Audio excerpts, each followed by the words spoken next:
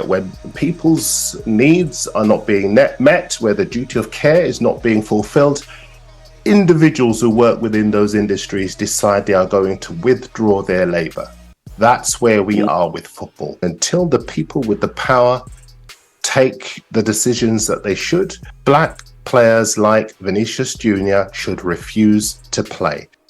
Worst thing is, everyone says, oh, you can't see who racially abuses you from the stadium. Bro, let's be real, bro. You know who causes you if in the first few rows on the pitch, man. You know who is.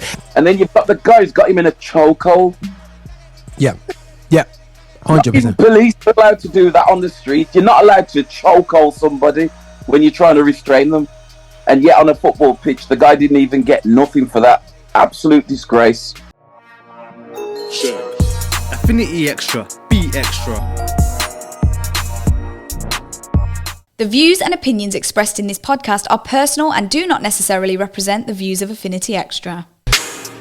Yeah, people, this is your boy here, Roger Van Moorinho, and I think it's Extra celebrating gospel music of black origin, but here we are responding to I'm actually trying to come back out with the RVM show, and as you guys may know, so where has it been? It's been because obviously studio, personal warnings, and I had to have a few weeks rest. Been going on strong for 2 years straight, so I'm allowed to have annual leave. Yeah, I think so. Yeah, so I have a bit of annual leave out there, so yeah, this is how it goes, but ready to come back hard with it as well. And there's no better point, and Anthony Young says his apologies. I think I would have had to probably X-rated the video. I had to jump on this one because it would have been slewing hardcore, but something that I thought would be definitely relevant for one of our colleagues that coming into the podcast with us, Lance, who is a referee. Also, he's not a referee that can't play football. He's a referee who has played football, so he knows from playing football perspective, and he's known from the period, I would say, the dark ages in the 80s and 90s, what it was like being a footballer and being around football and maybe going to football games as well, and seeing standing next to people abusing people on the pitch as well. That's a real situation which people probably can't believe today, but I'm afraid it did happen. But we want to break down this thing with Vinny Jr., and I want to do it so if they try to hide the footage, we'll have the footage on here, and they would have to delete the footage on us here, and we know that the system's trying to block out racism blatantly if they try to chop this video out. But this is a real conversation with black men talking about this now, and I want to shout out to all the black men that are doing things online. Yeah, TV ain't representing us. We need to represent what's not going on TV. So that you know what I mean, we need to be talking this thing and shouting out. Just bringing things into context, people. Valencia, a big club, has got a big game. They look like they're getting relegated, and they got a big game against Real Madrid, and everything's heated and emotional as football is anyway still. And if you didn't know that I did do something about Valencia racism at the Valencia game last year, and the racism happened at the same pitch. Correct me if I'm not, bro. Was this the same pitch where a black players from England went to and got abused as well? You remember when they went to Spain and they got abused on the pitch? And I'm positive it's this pitch. Could well be, you know. You say I'm more than positive it's this pitch. Sorry for not doing that research, but that just came to mind. And if it is, it shows that it has a history of racially abusing black people on them pitches, and it's 100%. I know they had a case, but again, La Liga doing its best to hide it. Hide what's going on here anyway still, guys. Yeah, but listen, let's go into this footage. I'm gonna bring this up. Let's bring this up on the screen. Well, this kind of reminds me of the situation full game few seasons ago where somebody had a shot, somebody thrown a pitch, the balloon, yeah, and the goal went one way and the save the big ball went to the net. Yeah.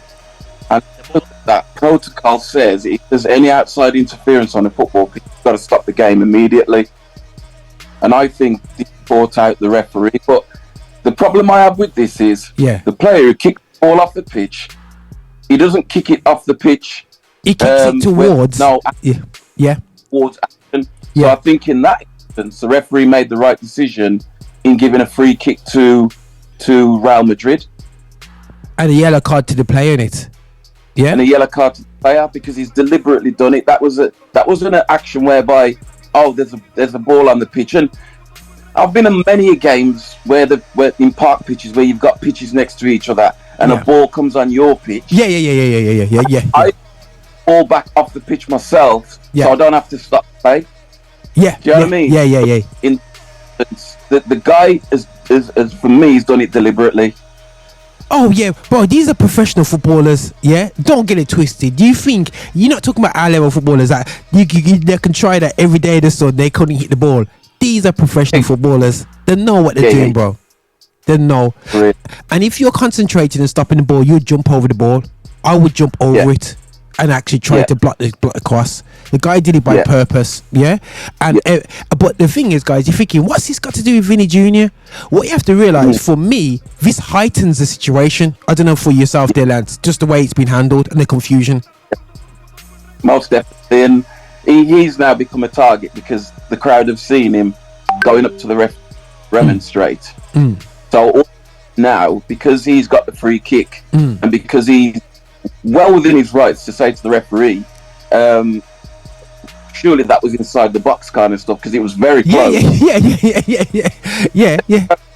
But now he becomes the target of the crowd to spit hatred towards him. Yeah.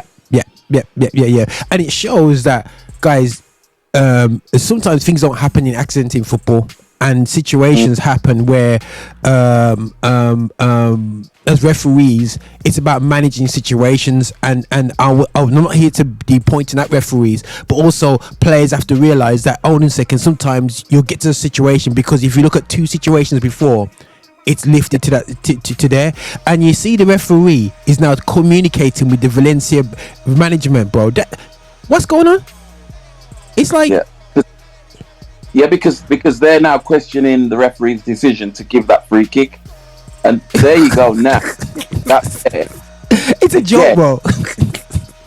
So it's to the naked eye, it's confusing to see which ball's which ball was the, you know what I mean, when they clash, when the balls hit together, all of a sudden that confusion comes. So that's where VAR is supposed to help the referee out.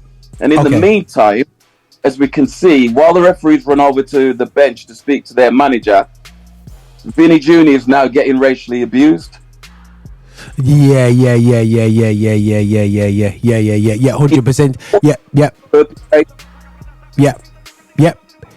And the thing is, he's getting mad, and it's pointing out to the people. The worst thing is, everyone says, oh, you can't see who racially abuses you from the stadium. Bro, let's be real, bro. You know who causes you if in the first few rows on the pitch, man. You know who is. And they're arguing with him as well. Yeah. So he's pointing them out. So it's a cluster of probably about 15, 20, 30 people. Yeah. And I don't call them football fans at all, because they're not football fans. They don't go to enjoy football. They go to create problems. Yeah, abuse people. Yeah. They're all pumped up. Yeah. They're all wild, and they basically have gone there to spoil the game, basically, and that's what they're doing. And now the referee's trying to calm down Vinny's. And the thing is about this now, is the bench have got an opportunity now. The Real Madrid bench, really, they should pull him now. Okay, pull him up. Yeah.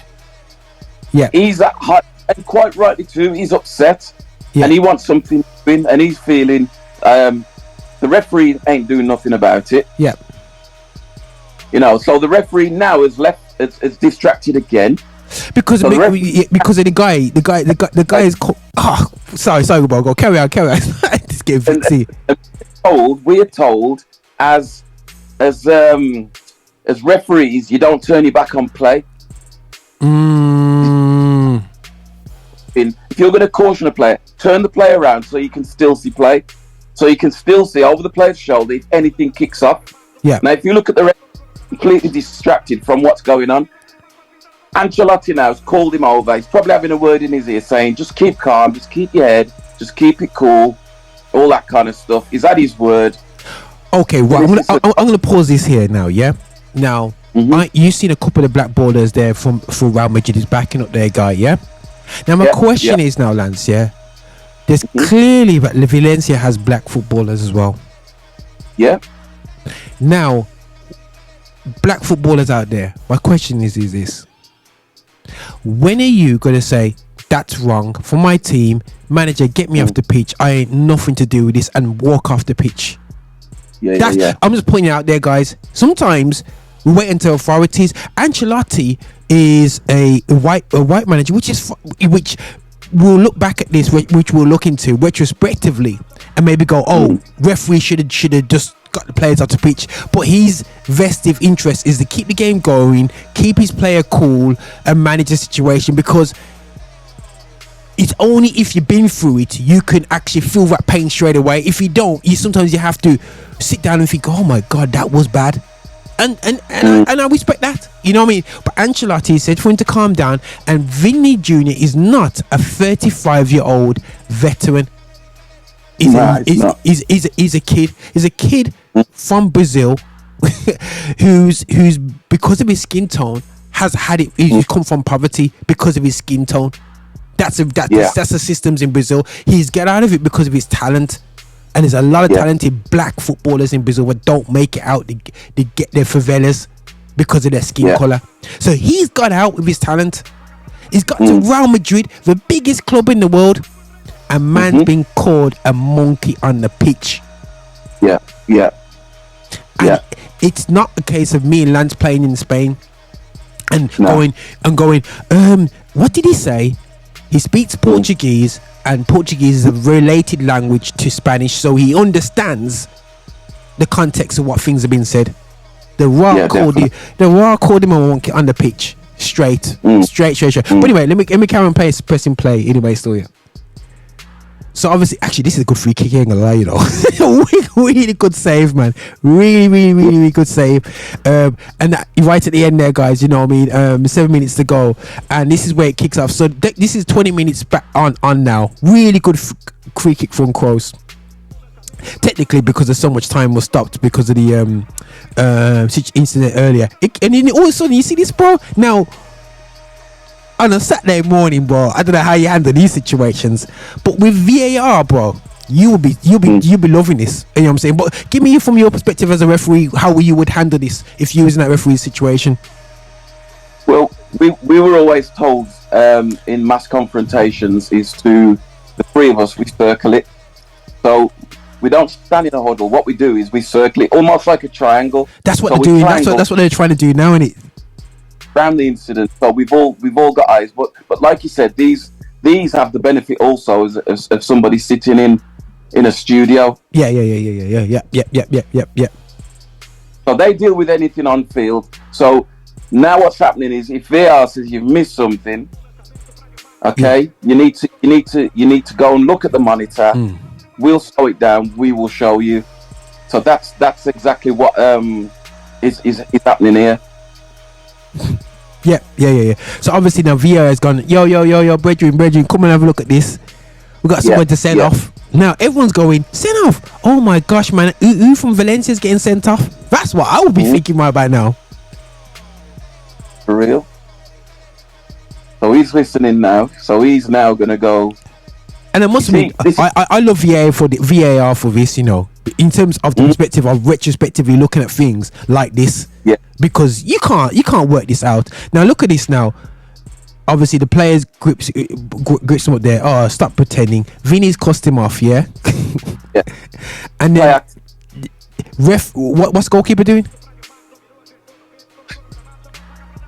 And that's the spark that lit the touch paper. Yeah. And now you've got everybody involved. You got somebody who throws himself to the floor, same old, where they get a little brush, and all of a sudden they're on the floor rolling around. You don't see this on a Saturday morning or a Saturday afternoon. You don't see it at lower level football, but at this level of football, you see it all the time. Now here's the thing. They purposely left it there. That looks like he chopped him in the face, bro. But if you take it back, look, he's pushing him away, yeah, because the man's in his face. So he's in his. Oh, bro. And at that point, when I saw that, yellow at best. Yeah. Yellow at best. It's not clenched fist. It's the back of the hand. Get away from me. Yeah. You know, that's no different to what that referee did to that Liverpool left back. Yeah. Where he just flicked out and it just touched him and he went down. Yeah, that one. So now the referee's coming back.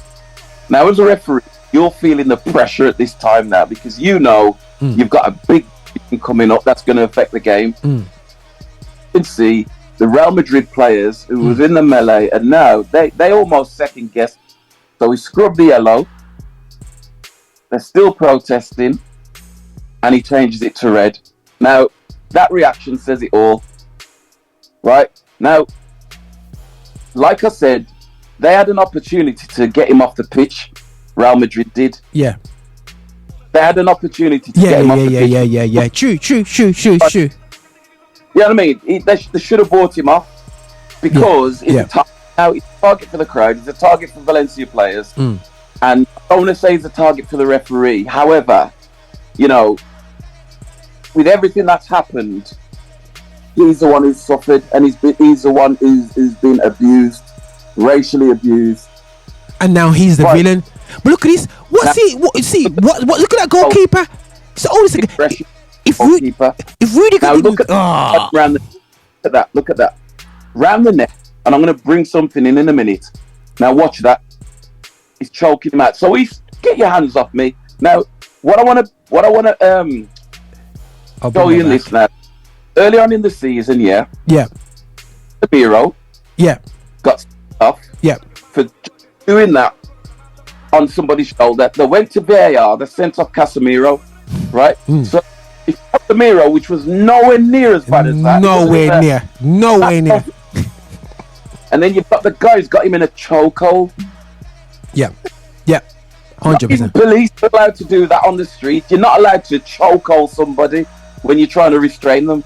And yet on a football pitch, the guy didn't even get nothing for that. Absolute disgrace.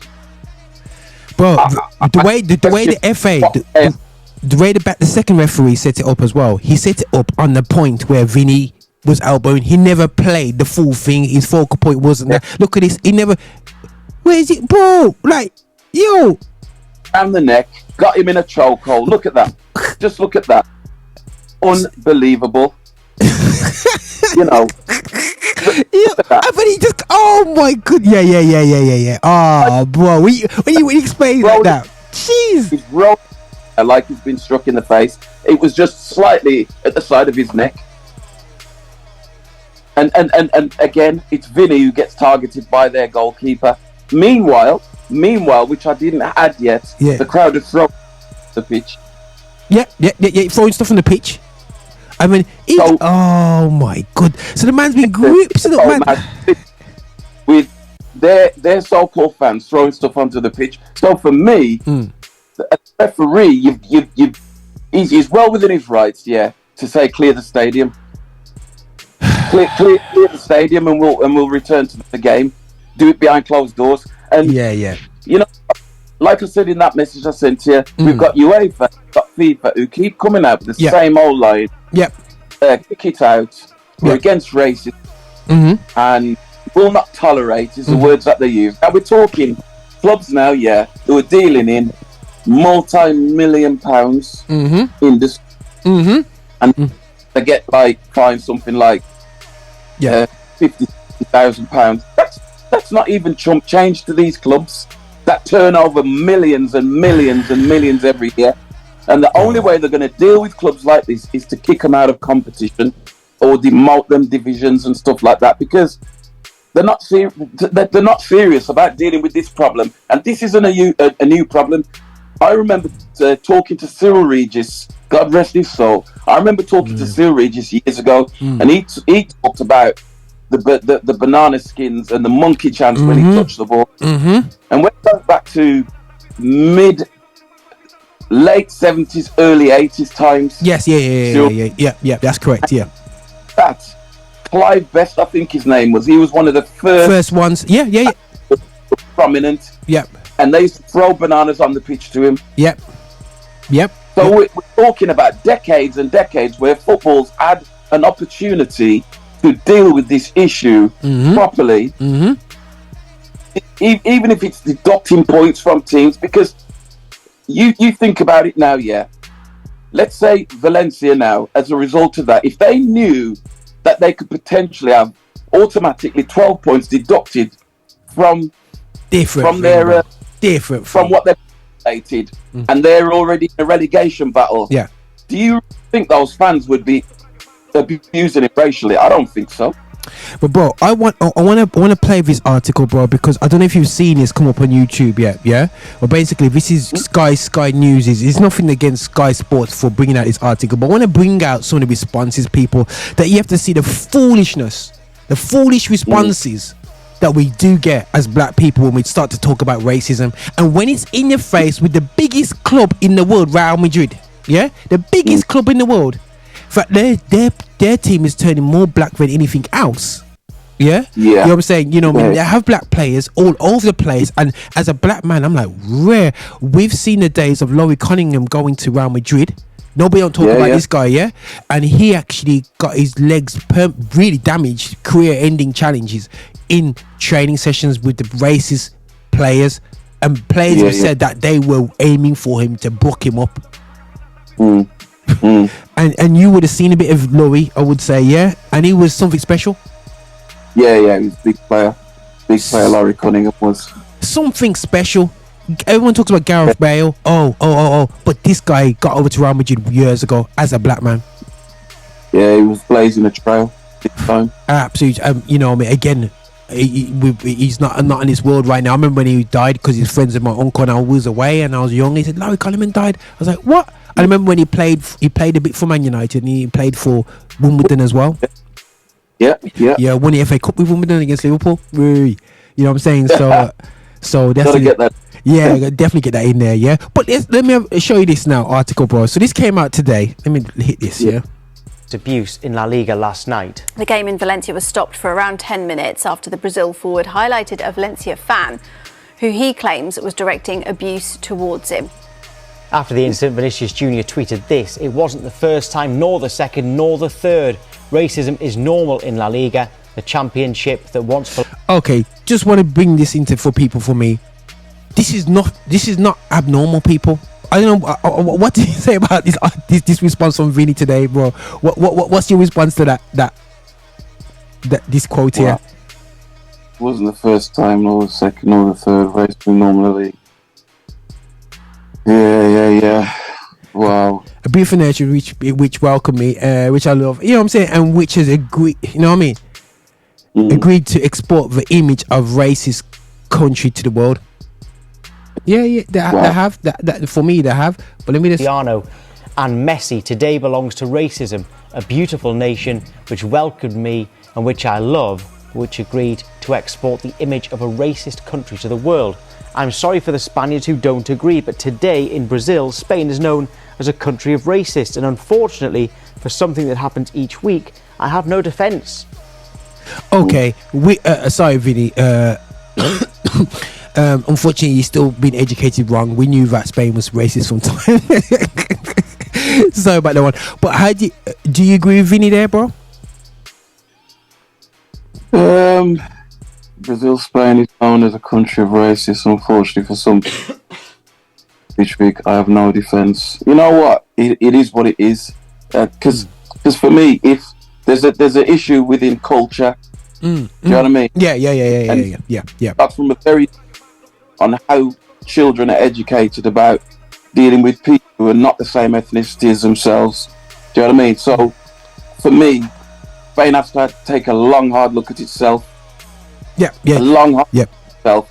So it's not. You see, if you take these people who are abusing him outside of the ground, if they see someone of colour on the street, what difference does it make if they're in a stadium or out of stadium? Yeah, same way. They may not be as blatant outside of the stadium, but when they're wound up and charged up, and I don't know if they've got a drinking culture in Spain or not, because a lot of the issues that we've had on our own terraces have always been blamed on drink and drugs. Do you know what I mean? Now, I don't know what it's like in their culture. However, you can't use the excuse, it's drink. We had a few drinks too many and we got carried away. No. That's tired now.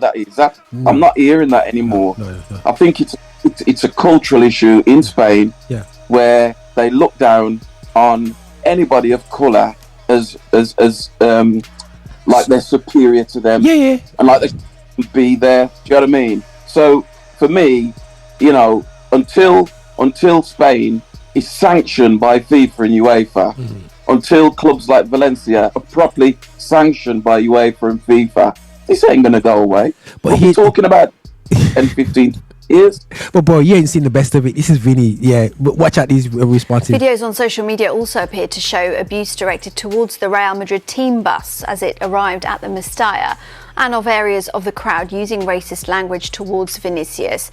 The Madrid boss, Carlo Ancelotti, revealed that he asked Vinícius whether he wanted to continue to play on. And just a warning, people might find the language distressing. So this is when he's talking. I spoke during the game. So he's talking through the game. Now my thing is this. Now he's saying he spoke to him through the game. Yeah, and obviously, guys, he's speaking in Spanish, and he said it's okay to continue. End of the day, so he won't say to get off the pitch. You know what I'm saying? He's saying that it's a racist environment. He knew from before it was going to be a racial environment, and he know in the game isn't it's time for Ancelotti to check himself and apologise that he should have took his players off the pitch. Don't wait for the referee. He says it's unacceptable. The Liga has a problem, but he should have took the players off the referee, off the pitch. You are Real Madrid's manager. You have power. You're not Valencia. You're not Valencia's or Mallorca. You are Real Madrid. Yeah. He had an opportunity to make a statement, because at the end of the day, Barcelona's won the league, so it's not like a case of you know, we might not win the league or something like that. You know, so for me, it's a case of now the perfect opportunity for me to make a statement that we, Real Madrid, are saying we're not putting up with this. No. Get our guys off. Get our guys off. No more. Enough is enough. And the impact that would have on world football if one of the biggest clubs in the world are saying, okay, UEFA, we are going to take the lead on this. Because, no disrespect, because, you know, it's like they have the rainbow laces thing, the rainbow armbands, and we're against homophobia, and we're not going to. And if there's any chanting or anything like that, we're going to come down hard on it. Yeah. In the 70s. The 70s. Yeah. And what really has changed? Nothing's changed. Nothing's changed at all, because, like you rightly pointed out already at the beginning, where are the black referees? Where are the black assistant referees at top level football? They don't exist. So how are you doing these equality things? Yeah. When it's not us, it's okay to say you have some agency coming in and training about racism, yeah. But it's better when you have your colleague saying, "Brethren, this is what it goes on. This is what we face." Yeah. You know what I'm saying? This is how it applies, and this is how I apply it as well. So there's that. But I want to carry on, guys, because it says here they were saying monkey. And listen, guys, it's not about because everyone says that the word Negro is different is differently meant in the Portuguese and Spanish language. Yeah, when you say the word monkey, you're intentionally calling out a black person that you're saying he's an animal. And that is something that was embedded into Europeans' mind and designed into them by slavers, because they wanted to dehumanize black people. Oh, Roger, that's too deep. But this is what they done. They made us look like in the pictures to the people in the UK, because there's no social media. They drew us looking like monkeys. Because they go, these beasts, we're moving them over to do the donkey work. They haven't got the brain power to think for themselves, so we're gonna use them. But they're strong, you know what I mean? And I'm afraid that's how you see us to this day. You know what I mean? But let me carry on. But it's so just making people know it's not the Negro chat they always use to get out there. So the stadium chants, you know what I'm saying? And there's protocols. He's talking about protocols. Talking referees have to stop the game. But still, Ancelotti, what were you doing? You know what I'm saying? Let's see more stuff. Las desafortunadísimas manifestaciones Well, let me pause this. In light of the unfortunate and completely incorrect statements from Mr. Ancelotti, this is the Valencia guy brazenly turned around and said, "It no goso." He's like going, bro. Don't get the denial of something which was blatant for everyone to see. Do you know what I mean? Bro, I can do Arsene Wenger with this one. I didn't see it. get in trouble with Anthony with that one. But bro, like, what is going on? It says in which he branded all the fans in the Mestalla as racist. Well, if there wasn't racist, the fans would kick out the guys who were in the chant. I've heard of situations when someone said something racist and the fans have kicked out people for being abusive or being out of order with the chants. I've heard these incidents that happen. I didn't see nobody get kicked out. Yeah, exactly. And a classic example of that is I was reffing a game when I was reffing at a higher standard years ago. Yeah. And at half, the two stewards came into the ref's room and said, "Ref, sorry about that idiot who shouted out." They didn't say what he shouted. Said, but we knew who it was, and we escorted him out the ground, and he's banned for life. Now, I never heard what the guy said. Wow. But that was, and I didn't need to hear. But obviously, something was said. Somebody in the crowd complained and said, "This idiot has just said this," and he was out the ground, told, "Don't come back to our ground again." Proper. You know what I mean? And that's zero tolerance. There needs to be zero tolerance from FIFA and UEFA. Bro. There has to be. Nothing's going to change. Nothing's going to absolutely change. Let's see what else this fool has to say. Absolute fool. The club cannot tolerate. We reject the complaints head on. With possibly it is a result of a mistake in the language. Oh, God. And you must understand another word must have been said. The club condemns all types of race. Really, bro? Really? Lance, are we still here? Are we still here? Are we really still here? Oh, that's just typical spin to save the brand. They've got to come out and address the issue. So they send out their PR man to basically just fluff it over. He sounds more like a politician because this is a typical political type response where they're pre-brief. This is what we want you to go out and say to deflect everything away from the fact that we have an issue. Do you know what I mean? And it's clear to see, not an isolated incident. This is something that has tarnished La Liga now for a very long time. Yes, he has. And don't even start on Italy because they're just as bad as well in their league. They're just as, you know what I'm saying? Black players in the league who get abused every week and have to put up with this same rubbish. Yep. You know what I mean? Yep. So, absolutely crazy. Yeah. But there's even more crazy responses, bro. So he's an insult of racism. Let me see what he's gonna say. It says alleged gestures or actions, but calling Valencia fans racist is what else he says is what these guys. He's looking like, oh, guys, there's no evidence of this. What are you talking about? Nonsense, and the club cannot remain silent. Really, dude? You're caught on camera. Says it all. You're saying rather than him say something like, yeah, and this would have even sounded better. We have identified a group of people who we do not want in our ground who were racially abusing the Real Madrid player, and we are going to do everything within our power to make sure these individuals never get back inside our football ground. But no, he goes for spin instead.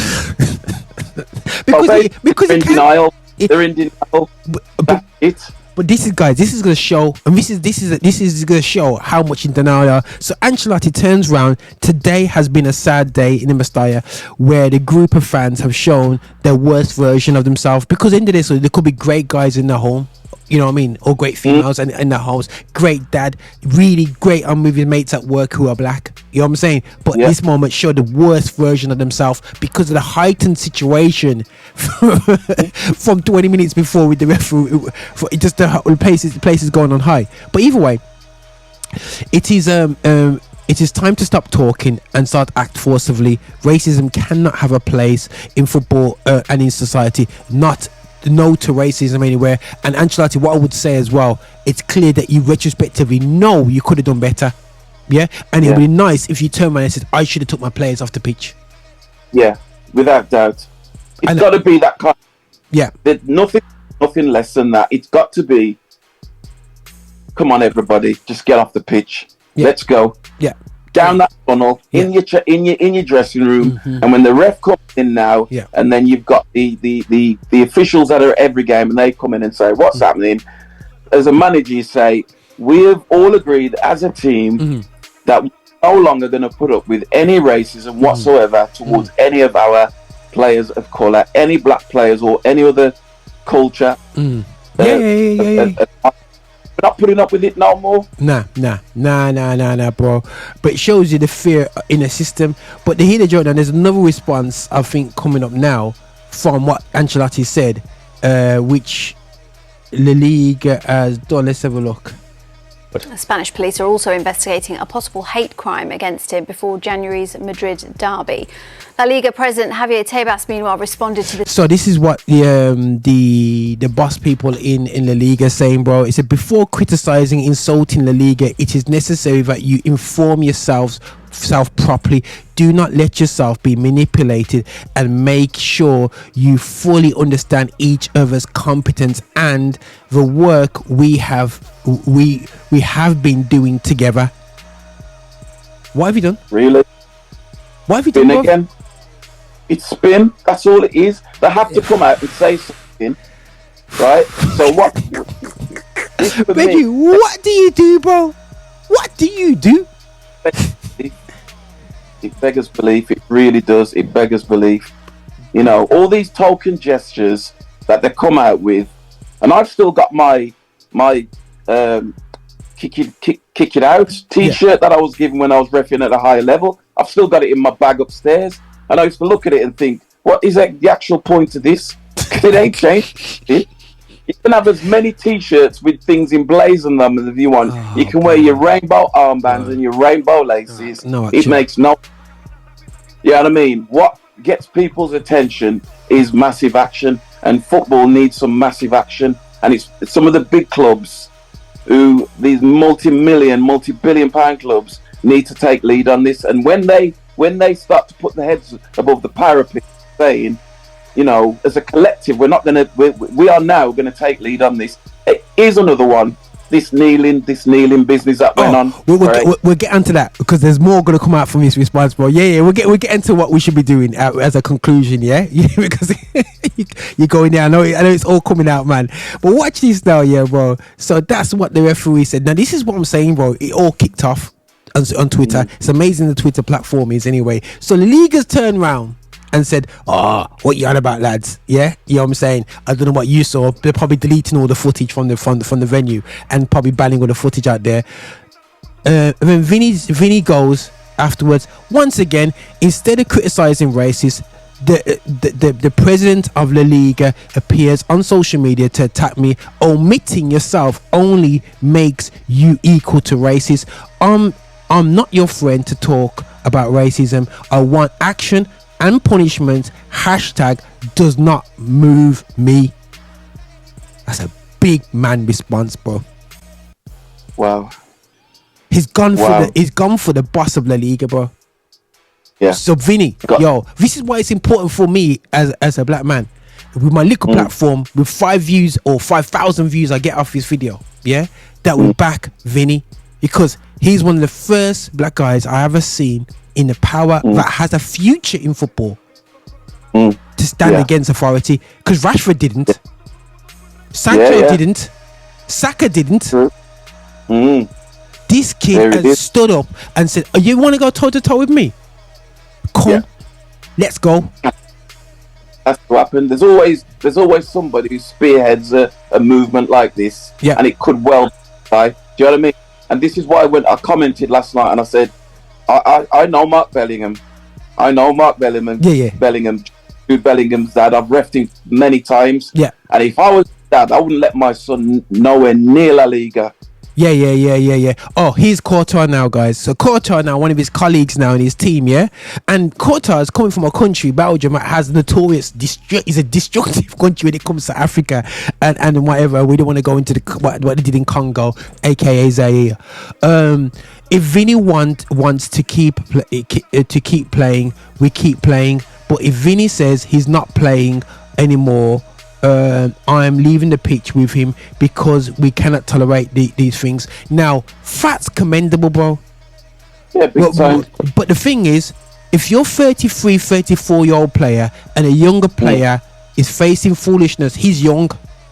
You're a mature player. Why are you leaving it for a 23-year-old player or 22 player? I can't remember his age. A young player to make the decision. Why can't you say, kid, cool down. We're coming off the pitch with you. This is unacceptable. I know the rules. So for me, it's great guys saying all these great talks. And I know I'm not saying you're a bad guy, Quarter, but I'm showing you how I feel when white guys put it on the person who's being abused. When you've been hit in the face, you're dazed. Yeah, emotionally, Vinny's dazed. You're not dazed. You know the rules, and you know what's cool. You said you don't punch off. Just come off the pitch. Everybody come off the pitch. 5-10 minutes to sort it out, what they need to sort out. If not, we're going to go on the coach and go home. Yeah, standard. That's what I'm looking for, Mo. That's what I'm looking for white players, especially the experienced players, not the young players, experienced players to do for the young black men in their teams. Yeah, most definitely. And he's obviously been targeted. You know, he's got history in the sense of complained about racism before. Yeah. The Valencia thugs know that, so they think every time he gets a ball, let's put him off. Yeah. Let's stir things up. Yeah. And like you said, he's being a young guy, he's thinking, I ain't putting up with this rubbish. Do you know what I mean? I'm not putting up with that. Why should I?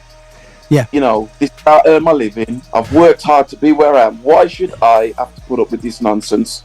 100%, bro. 100%. Just want to show the part where the Brazilian.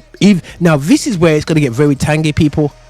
So, yes, I know we got a white president of Brazil when Brazil's got a lot of black people there. But anyway, so that's a whole nother subject in Brazil anyway, yeah?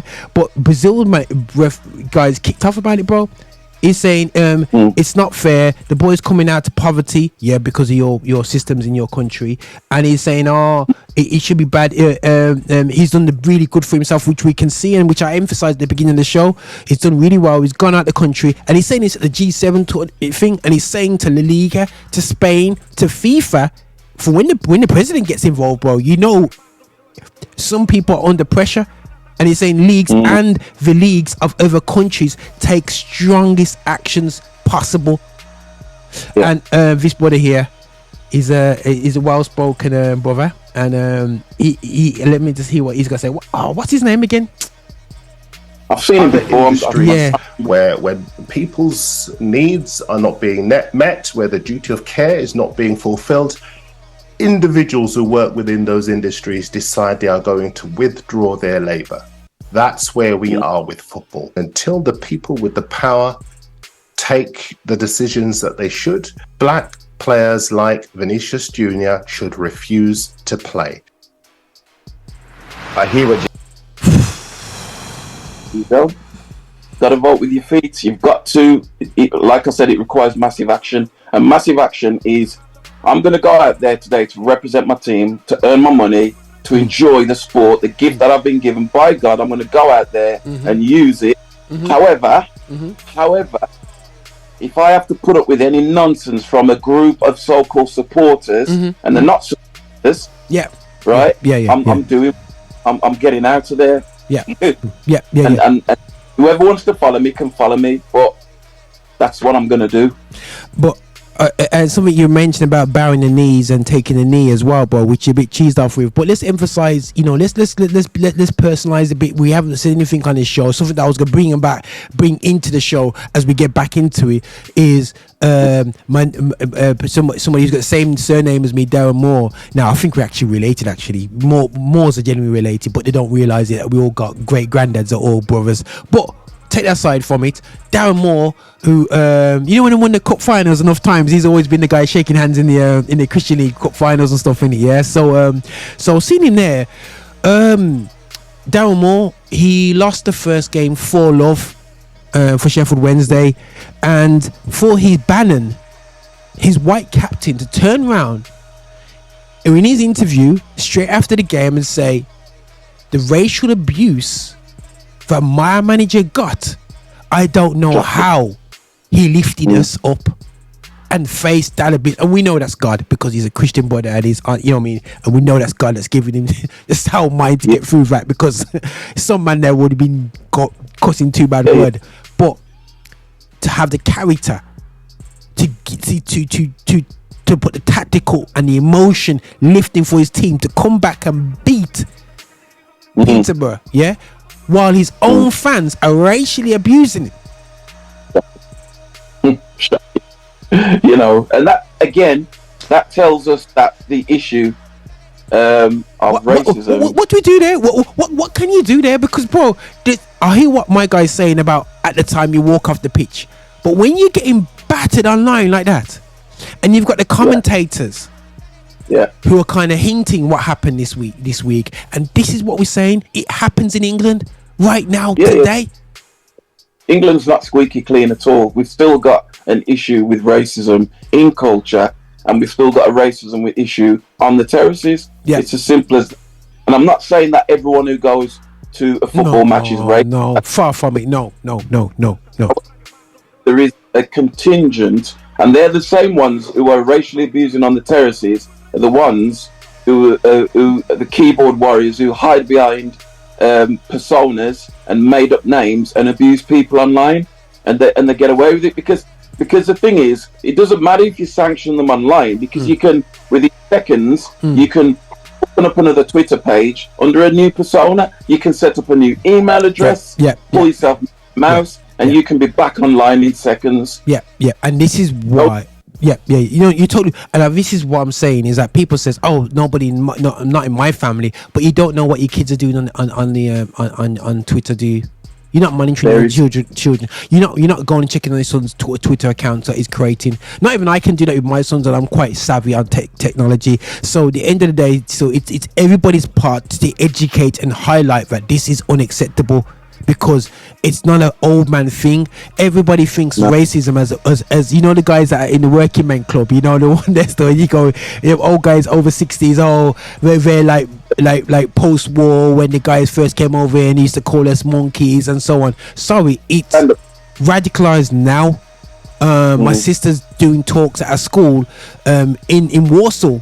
They're coming in, you know what I'm saying, in Warsaw, in primary schools, they're coming out and doing talks to say that they're sending people, are going to places like Poland and radicalizing them in terms of racism, and they're going to Poland learning how to coming back, and there's hubs in our own city in Birmingham where they're picking up kids that are kind of cut away and radicalizing them against black people and obviously immigrants and so on.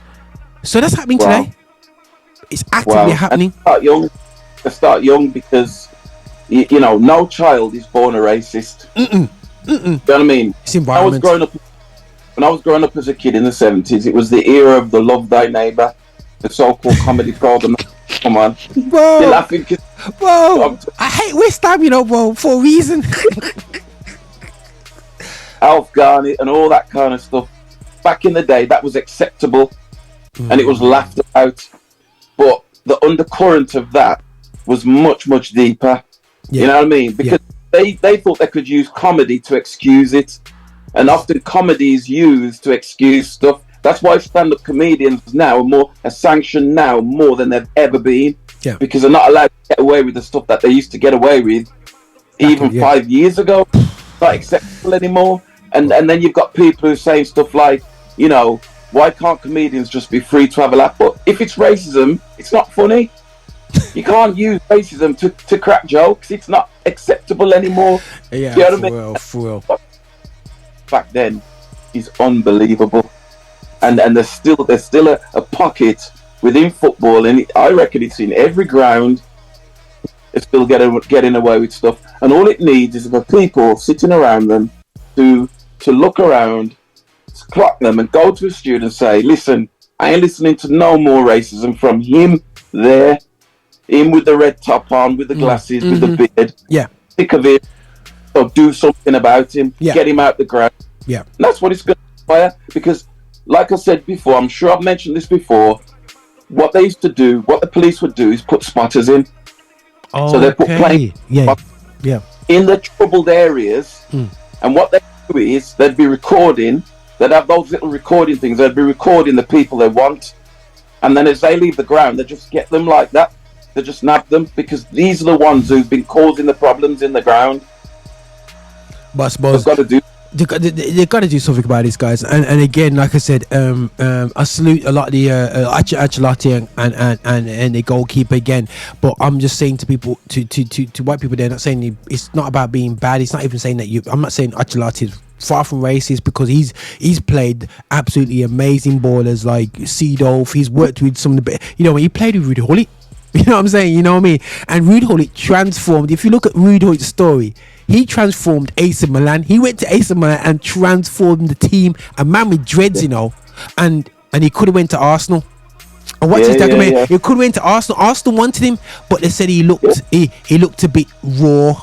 Basically, the dreads. Yeah, and we know at the time, Lance. We know at that time, you weren't allowed to have dreads as a footballer. That was an set. We knew that was the rule.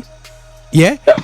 But it wasn't out there like that, but it was out there that you got dreads, you gotta cut your dreads to become a professional footballer. And I can remember that when I was about 16, and that would be that's 90s. That's straight 90s. I remember that culture right into the 90s. That's why I loved Holland so much. You would hold it in the dreads, because it's almost a case of going, take me as I am. You know what I mean? So Ancelotti has been around black players all his life, all his career. Yeah. So I'm saying to Ancelotti, I get you, but you're the most powerfulest manager in the world. Effectively, you got street cred. You are the players' manager. You could have just said get off the pitch. And black players playing for Valencia. Yeah. Brethren. What's required? And you know something, that would have been a bigger message if the black players playing for Valencia says we're going as well. Yeah. Do you think that Rudiger and players like the other black players in the Real Madrid's team, do you think they were in two minds? Who's got the? You gotta have some corners, you gotta have. If John Barnes now was in the John Barnes body back in the day, he would have done things like that. But right, he wasn't in that position. He didn't feel, he, as much as he liberated his tongue now, he wasn't like that before. So it's like, it's like you got balls.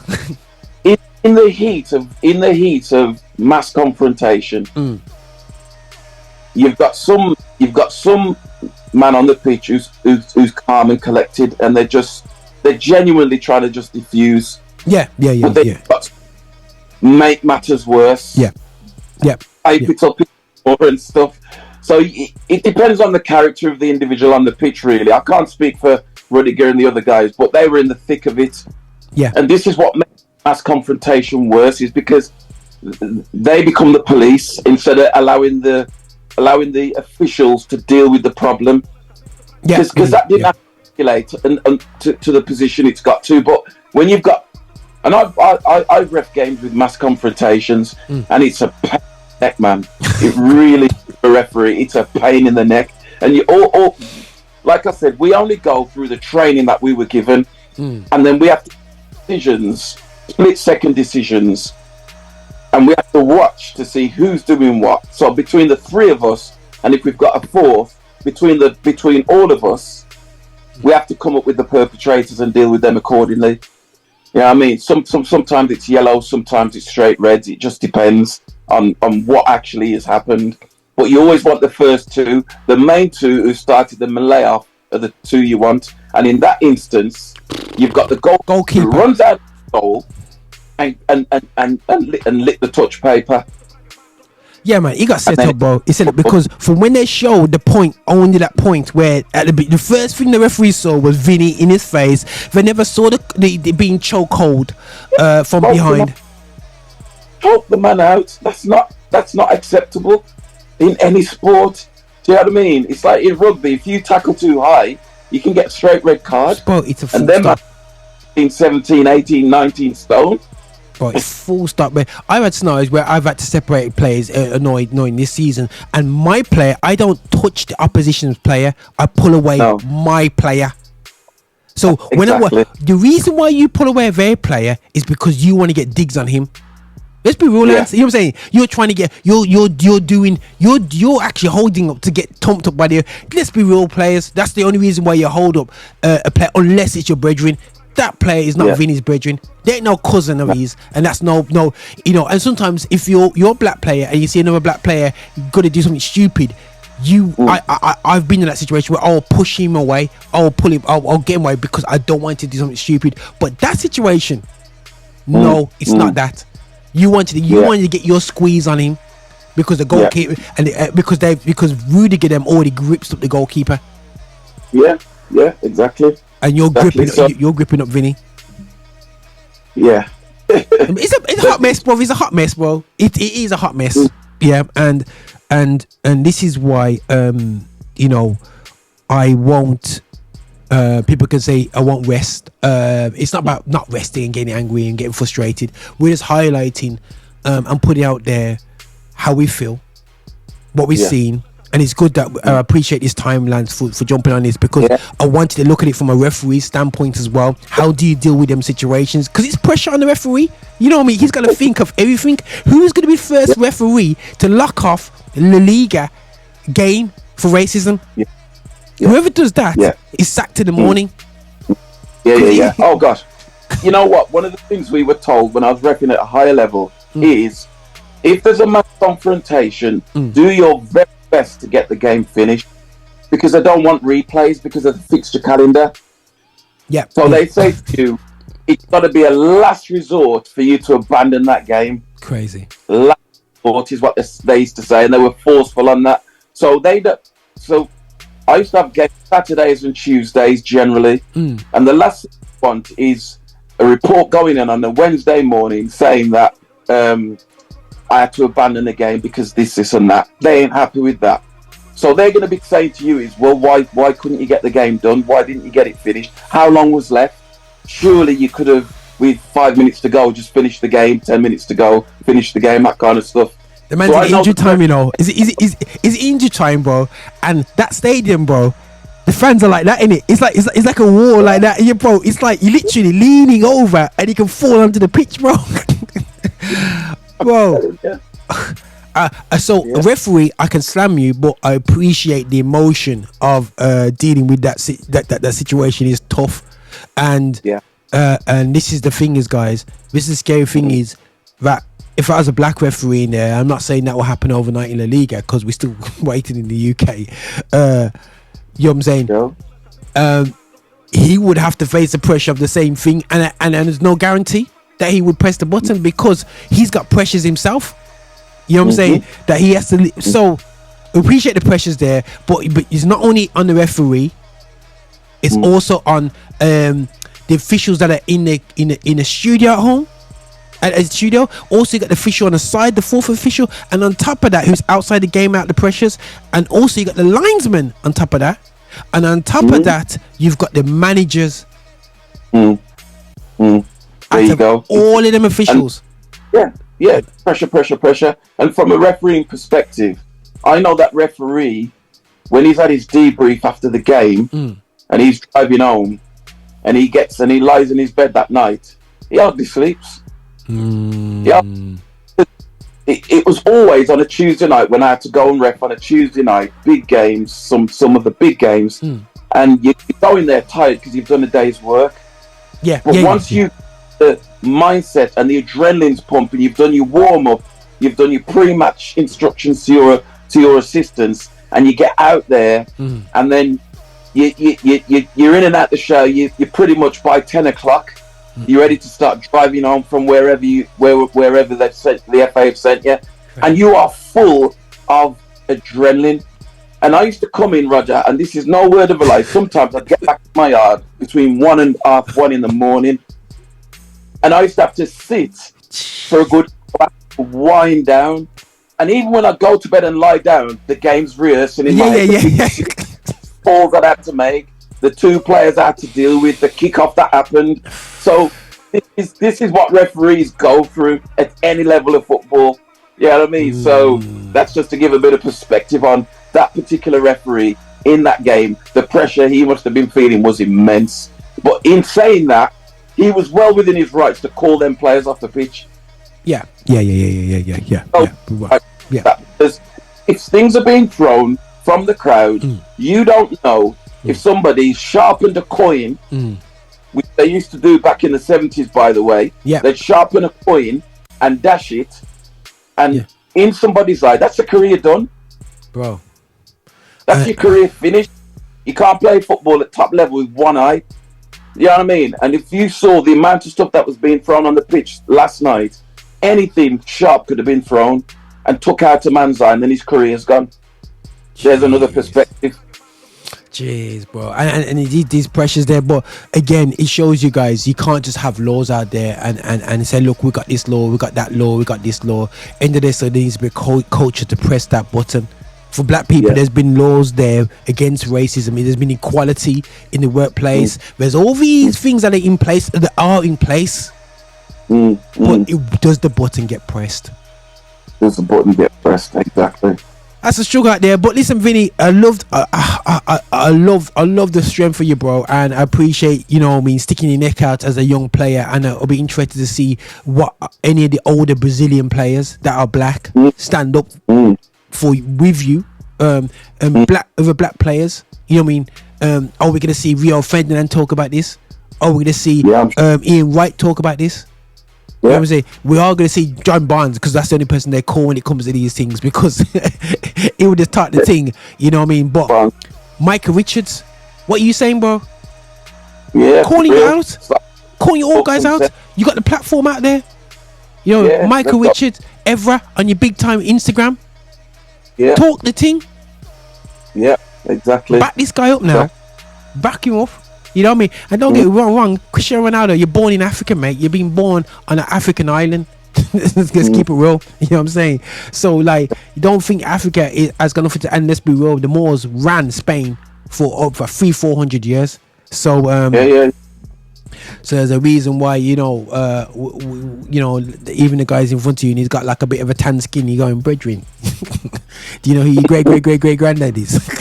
You know what I'm saying? But I don't get myself in too much trouble here. But listen, Lance, appreciate the time, guys. Listen, any comments, people put the comments in there, but this is just my response with Lance, who's part of a little crew, but at the end of the day, he's a referee, still ref to this day, and our viewpoints on this situation with Vinny, and we hope that things can only get better, as I say, because when you're in the bottom, there's no way it's up.